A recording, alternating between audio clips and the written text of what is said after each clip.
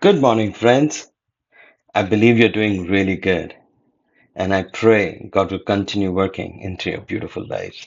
For today's one verse, one truth, I want to read from Romans chapter 8 and verse 28. It says, "And we know that in all things God works for the good of those who love Him, who have been called according to His purpose."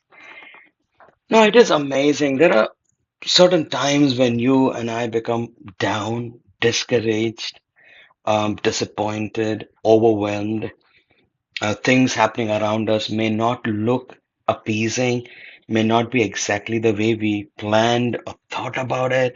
And those thoughts can be too much for us to handle and can literally break us down.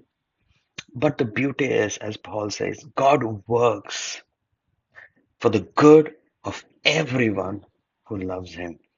And when you understand that, you will realize that God can work through every situation, even the worst ones, the difficult ones, the challenging ones. In fact, nothing is wasted in His hands. So, why don't you and I submit and surrender our situation, our life into His hand and say, God, you promised that you work good. Do that into my life. So instead of being overwhelmed and discouraged, why don't we look up to the Lord? A couple of days back we learned, I lift up my eyes to the mountains, to my Creator. My help comes from Him.